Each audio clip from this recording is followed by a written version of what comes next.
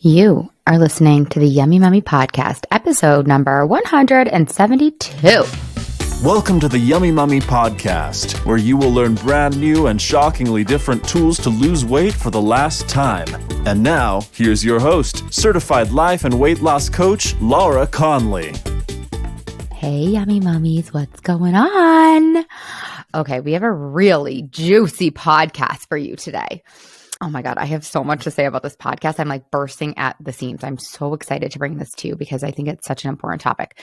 Before we dive in, let's do a little client comment. So this is kind of like a client story. I just asked my client, Laura, her name is, if I could share this because I think this is relevant to this podcast. We're going to talk about being a good mom on this podcast. And so yesterday during our coaching call, my client, Laura, started celebrating that her daughter, when they were driving, said, "Mom, you're different. Like, you're nicer. You're more fun." Like, I guess Laura had gotten the kids Valentine's Day treats and she never does this. And Laura was like, "Is it just because I got you Valentine's Day treats?" And her daughter was like, "No, you're just so much more fun to be around and you're way more talkative, Mom." And Laura was like getting reflective and thinking like, I wonder what's going on. Of course she knows what's going on. And she's like, she asked her daughter, she's like, "Well, how long do you think this has been going on?" And her daughter's like, "I think like a couple months." And Laura's like, "You think since the start of the Yummy Mummy?" And her daughter's like, "Oh yeah, that's definitely it." And Laura was reflecting even more. And she's like, "I thought the talkative thing was kind of funny, but I thought about it and I'm like, you know what? I am more talkative." This is her speaking. "You know what? I am more talkative because I'm not in my head all the time. I'm just like present with my kids." And I'm like, this is what a good mom is. If we had to define it, being present with your kids, sometimes, not even all the time, just sometimes, that equals a good mom. And I think that's what we want so much out of life, is just to like be connected, to be bonded, to be present with our kiddos. And so often our weight, the physical, the mental, the emotional weight of the freaking dieting cycles, of the yo-yo, gets in the way of our life's purpose, of the point of being alive. And I just love how Laura's daughter at freaking age 12, it like was making me cry. It could make me cry now. Like, notice this in her mom and what a shift it is for her mom and their relationship. I mean, this is what it is about. Y'all, this is it. Yes, we get to lose weight, but more so we get to like be with our kids and our people and our families. And that is the point of life. Like, if you look at the studies of people on their deathbed or people that know they're going to die, that's what they say. "Wish I would have hung out with my people more. I wish I would have been more present. I wish I wasn't worried about the small things." So let's get this out of the way so that we can really like go out with a bang. So get on the wait list. If you're not already, go to lauraconley.com, click work with me and get on the wait list for the April cohort. We are going to lose weight for the last time, just in time for summer, but like also just in time for the rest of your life. Yeah. Okay. So this is kind of like a conversation that we're going to have together. Me and you, babe. What is a good mom? Do you know what a good mom is? Do you know what society determines as a good mom? Do you know your definition? Do you know why are we even talking about this on a weight loss podcast? Okay, so let's talk about that first. Like, why am I even bringing this up? I think that I'm bringing this up because if we have this impossible standard that we're holding ourselves to and we can't meet it day after day after day, then some of us are driven to use food to soothe, to use food to make ourselves feel better, to numb the guilt, fill in the blank, right? Or let's say we yell at our kids because we're frustrated. Yeah, we've got really full plates and they're not freaking listening again. Meanwhile, we're late for the appointment.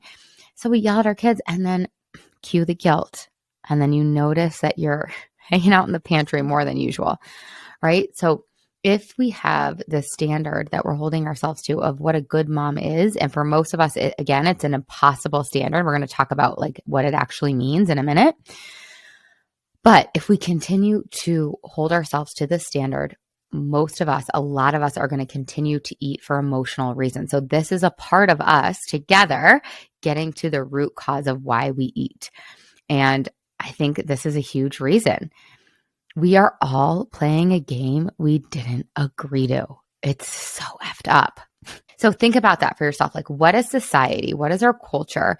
What do your subcultures tell you a good mom is? So I polled a lot of the yummy mummies. I polled a lot of my groups of friends. I actually am reading this book called On Our Best Behavior. And Elise Lonan, I think that's how you say her last name, she talks about being a good mom in her book. So let's kick off with that. She says in her book, nobody can quantify what a good mother even looks like these days. Most of us just swim in the shame of certainty that we wouldn't qualify. Oh, it's so good. It's so nebulous too, right? I had a client today who was like, what even is enough? I don't even know what bar I'm reaching for. And guess what? The bar is in another freaking galaxy. It's so high. There's no end. Even if you make the perfect Valentine's and you celebrate Fat Tuesday with your kids and you crush it at work and you get the promotion to the C-suite, the list is still there and it's still growing.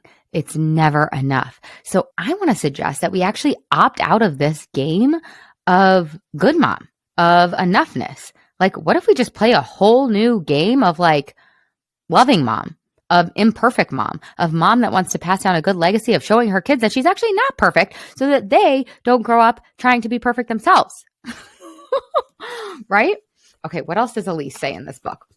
She goes on to say, pick your path. If you're a mother who doesn't work outside the home, you're wasting your potential. If you're a mother who does work outside the home, you're damaging your children. On top of this, the constant drumbeat of our lives is that in at least one of these spheres, you're not doing enough. Oh. She says, I believe that this drumbeat, the persistent cattle prod that has women in this terrible double bind, is a patriarchal reverberation that's quite brilliant. And she goes on to talk about how a lot of our society, and not just men, our society, our culture is benefiting from us never stopping, from us going, for us holding ourselves to this standard of perfection that, again, is totally impossible. One or two more things I want to share from Elise, and then we're going to keep talking. She says, and she's talking about primatologist Sarah Blaffer Hardy. I think we were just talking about this on a Yummy Mummy call. And Elise says her view, now widely accepted, is that we were never supposed to do this work alone, meaning motherhood, meaning raising all these babies. Sequestered in a nuclear family structure where the well-being of everyone, including the children, rests solely on the parents and often primarily on the mom. We are natural cooperative breeders. Just as we collected, grew, hunted, and processed food together as nomadic tribes, we tended children as a group. But that's not what we've been taught. So do you guys see? I mean, yeah, you do see. You know it. You're living it, right? This is such a juxtaposition. It's like we can't win. She also goes on to say, if I don't do enough, I won't be enough, right? So it's not even just the motherhood thing. It's all the other roles outside of it. And then lastly, she says, this just resonated with me. I don't think I've watched more than 20 minutes of a movie with my full attention in a decade. Oh my God, that hit me like a ton of bricks. I just watch my kids and my husband lay there and watch all the Harry Potters, all the freaking Disney movies, and just having the time of their lives. And I'm just over there doing, so that I can feel like I can hit my head on the pillow at night, feeling like it's enough. But again, there is no such thing as enough. And that is why I'm choosing to opt out of the good enough mom, the good mom, the enough game once and for all. I'm just not doing that game anymore. I'm just a mom. I just am.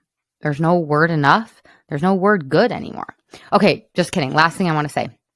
So Elise in the book, she's talking about this woman, Carissa, that she went to go see in Utah. And Carissa explains, your service is to be just as you are, fully seen and held by yourself. Like, what if that was true? What if that was the goal? To just be, to be seen, to be ourselves. It almost seems harder, right? Because we're not taught that. What we're taught is to do, go, and then that will equal enough. That will equal success. That will equal value. That will equal worthiness. But again, it's a rat race. You know what I wonder? And this is not to hate on men. I freaking love men. I freaking love my son. I freaking love my husband. But like, do you think men are worried about this? Do you think men are going around eating their faces off, like inhaling a carton of ice cream because they didn't measure up today? Because they're worried they're a bad dad? No. I wonder, I'm going to ask my husband, I wonder if it's even crossed his mind. Has it even crossed his mind? Like, am I a good father? Am I a good parent? I think he just knows it. I think he just lives it. I think he just is it. He's not trying to earn. He's not trying to prove. So I try to like borrow his thoughts, like the thoughts that are in his brain. I'm like, what is he thinking? Like, can I think what he's thinking? Can I adopt that? Because he's just so much more chill and so much more relaxed because he's not having to earn his worth. And I don't identify as somebody who's like not worthy, right? I have plenty of other things that I'm struggling with, right? But I feel like on most days, I feel pretty worthy. I feel pretty valuable. When I think about it, I don't think it's up for debate. I do believe that my worth is inherent, but then I notice that I'm hustling, that I'm going, doing when I need to just sit down and read an effing book, right? Like a novel, not a nonfiction book that has to be productive.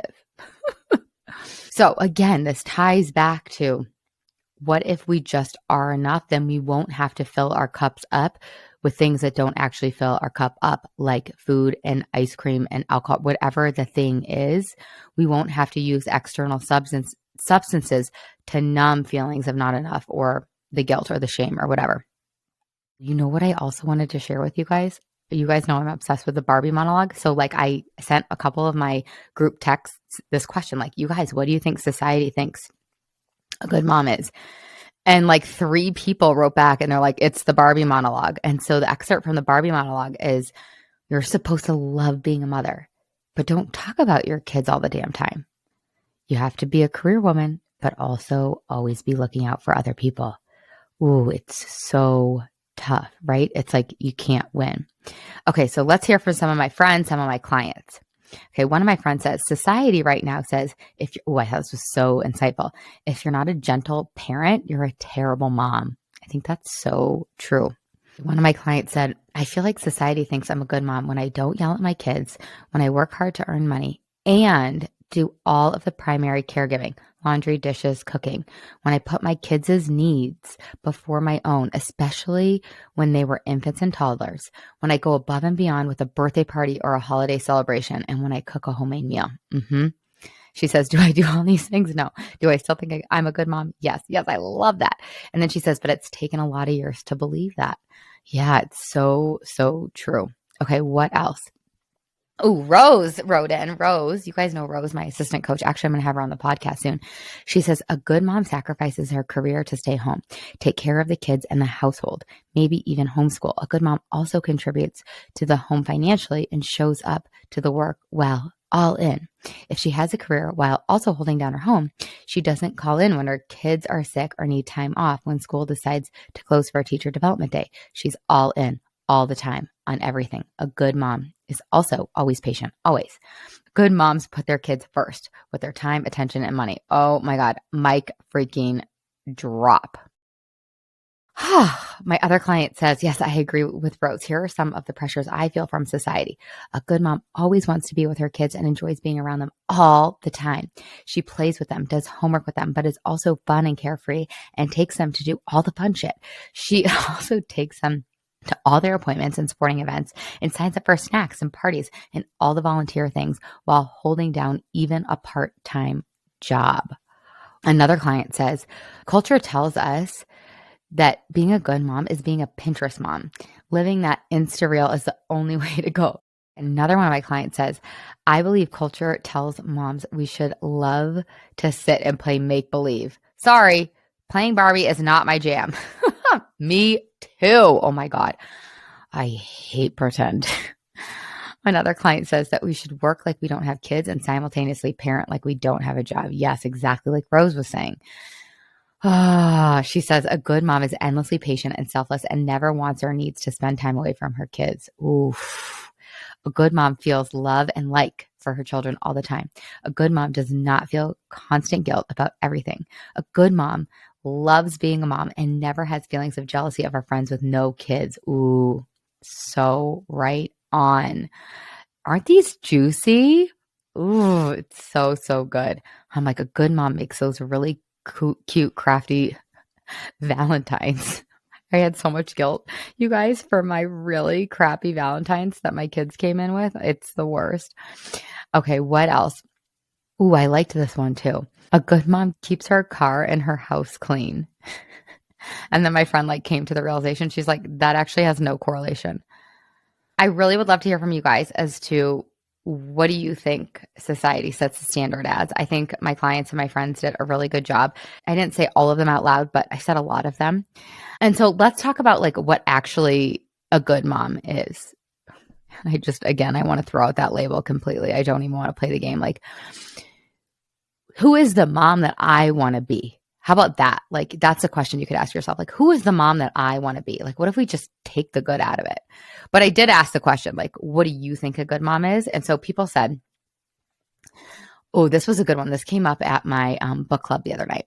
One of my friends was like, a good mom is somebody who takes care of their own shit, who heals the generational trauma, who goes to therapy, or the Yummy Mommy experience, really, right? I think that's so right on. Good mom is somebody that takes responsibility for their upbringing and for any of their flaws, knowing that they are going to be flawed forever. Okay, what else?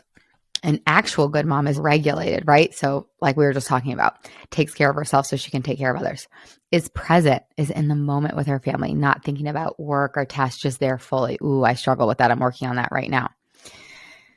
Another one of my friends says, a good mom is a mom that goes with her gut, an actual good mom. I love that because I think there's so many external voices. And oh man, I know this to be true from when I was in the hospital with Luna for a month when she was a little tiny baby. I really learned early on, obviously, that that mama bear instinct is right and correct. And to be able to follow that, that is an example of a really good mom. Or true mom, or the mom that I want to be, at least, right? Because in order to go with your gut, oftentimes you're going to have to say no to other people. Oftentimes you're not going to be able to people please. Oftentimes you're going to have to disappoint other people or maybe make other people kind of mad. I know I made people mad in that hospital when I was demanding, to say it lightly, the care that I thought my daughter should get. And I was right. I feel really convicted in how I showed up for her, even though I was a little what some people might call aggressive. And that's okay. That's what she needed in that moment. That's why I'm her mom. Other people are saying, you know your kid better than anybody. Ooh, that's so good. And on top of that, parenting the kid that you have and not the kid that you want to have. I know I work on this a lot too. I would love to dress my daughter every single day, but her creativity and her sense of expression comes out in the way that she wants to dress. And I really have to shut my mouth. I think that's a part of being a good mom is knowing she's perfect the way that she is. And the way that she looks in the world and behaves in the world is actually not a reflection of me. So crazy, right? Okay, let's see what else. Another one of my friends says, I think in reality, the most important things are to keep your kids safe, adapt to their individuality, like we were just talking about, and to model the skills to lead successful and fulfilling lives. Yeah, it's so good. And can we remain a little unattached? Can we show up and love them from a place of, yes, commitment to loving them, but also unattached to the outcome? I think that's the work of a lifetime, because so many of us do conflate their behavior with our goodness, right? With our value. If they go out and get a good job, or they perform on the sports team, or they wear cute clothes, then that means we're a good mom. Or if they are really kind, my child, he's gotten over this, but he was very physical when he was really little, 2 and 3. And it really took a lot of work for me to not take that on, for me to not make that anything, for me to not make that mean anything about me. Okay, so what do you want to define as a good mom? Or who do you want to be as a mom? maybe that's just like, who do you want to be as a mom? And I really want to encourage you to put making mistakes in that definition. I think it's so important that our kids see us make mistakes. And I think it's so important that they see us talking ourselves through the mistakes.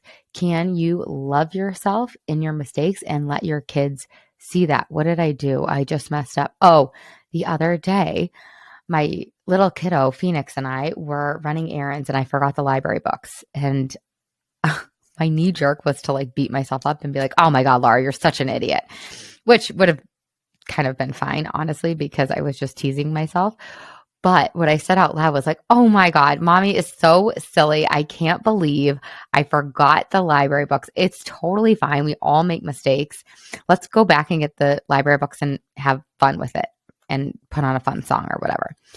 And so can we let our kids see that we make mistakes and don't beat the crap out of ourselves?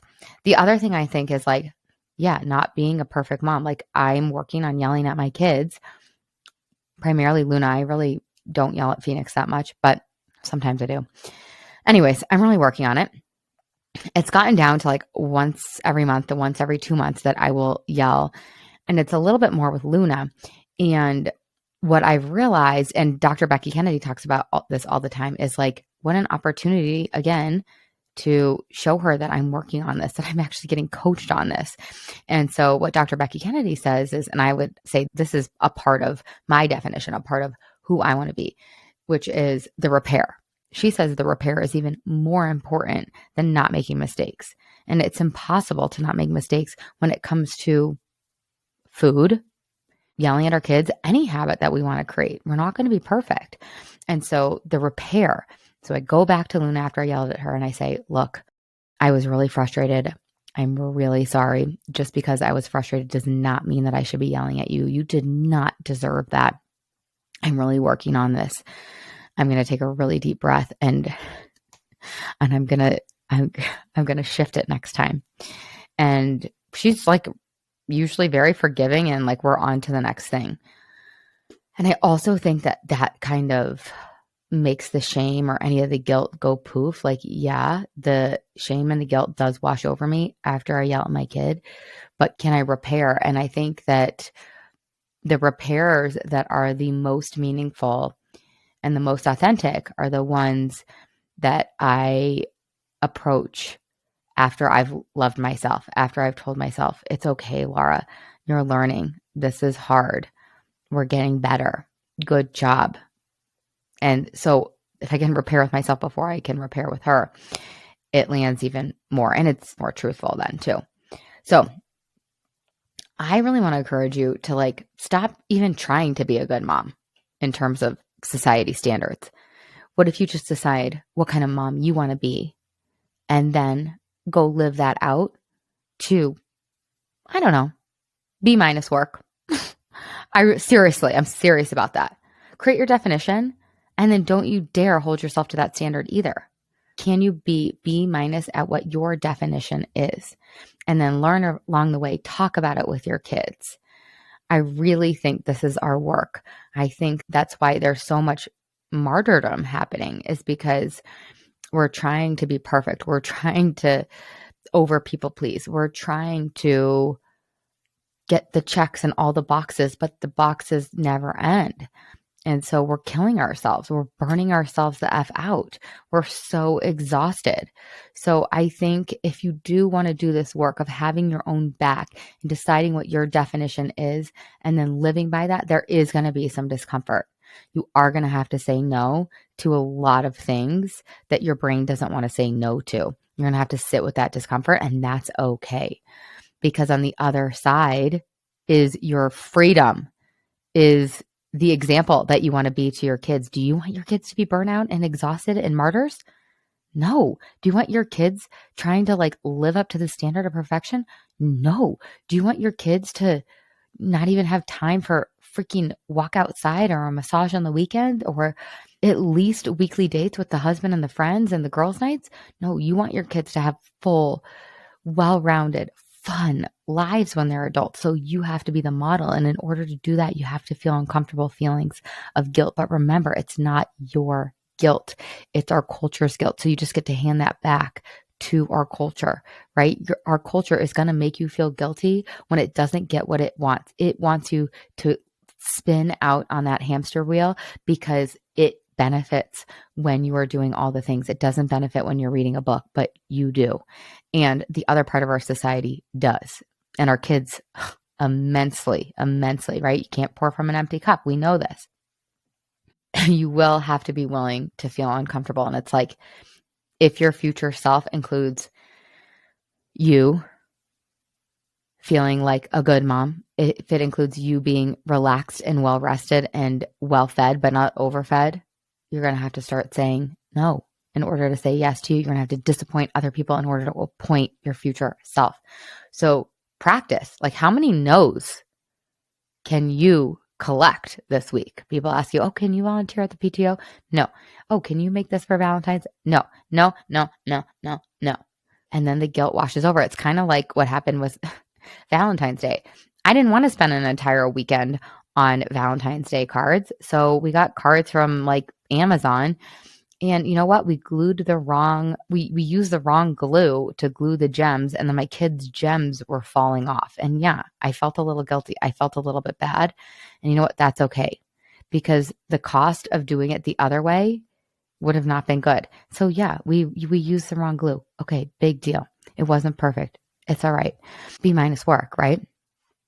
So here are a couple takeaways. Well, I kind of just gave you a takeaway. How many times can you say no? Now, if you feel like saying no is going to be really hard, I want you to say, let me check my calendar.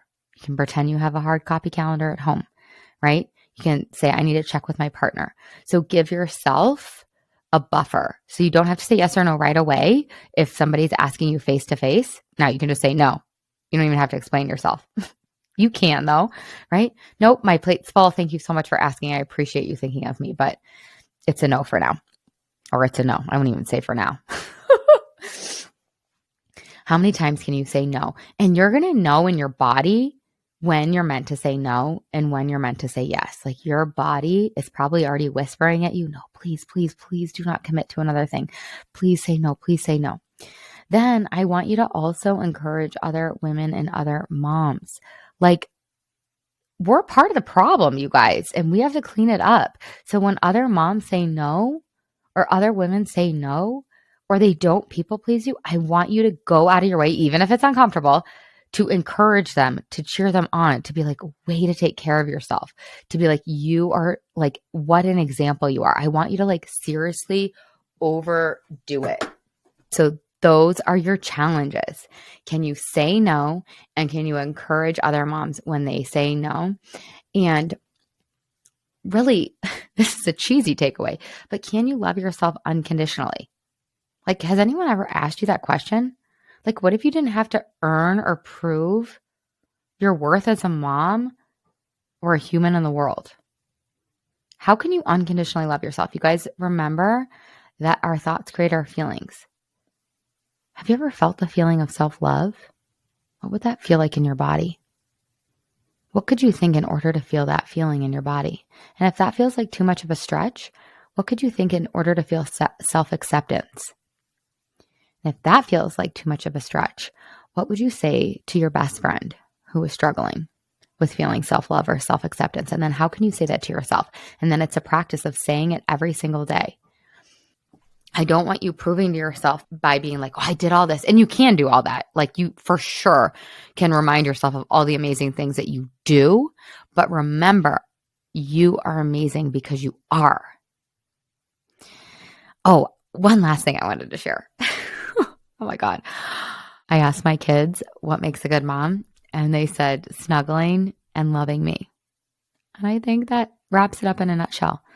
All we have to do is snuggle our kids and love them. And love is unique, and it's not perfect, and it's not supposed to be. So go out there and just be you as a mom.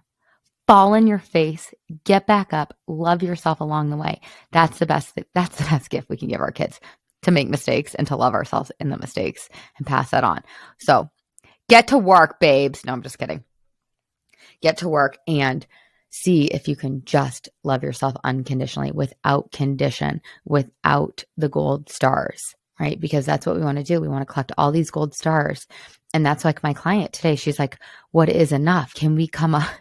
Can we come up? And this is what I was like, yeah, let's do it. And then I was like, Laura, no, I'm kidding. But like, can we come up with like an enough scale for parenting?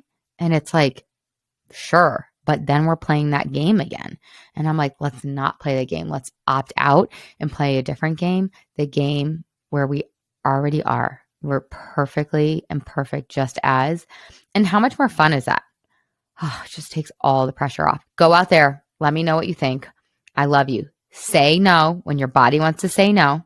Notice that you don't die when you say no and that you feel so much better later. Encourage other moms when they do say no, even if you're disappointed. Like maybe you're the PTO chair and they're saying no. I want you to encourage them and then love yourself unconditionally. It's kind of a big ask, but just think of one thought that you could think to yourself that makes you feel love and acceptance towards yourself. And again, if you can't get there, what would you tell somebody else that was struggling? What would you say to your friend that you do love unconditionally? Can you say it to yourself? Does it feel icky? Do you feel like you don't deserve it? Interesting. You do deserve it. Okay. Babes, if you want to lose weight for the last time from a place of love, because you guys, what's the upside of not loving ourselves unconditionally? Hello, what is the upside? It's like we are with ourselves every single day, day in, day out. So yeah, let's lose the weight, but like even better, let's love ourselves. Let's enjoy being in our bodies. Let's enjoy being ourselves.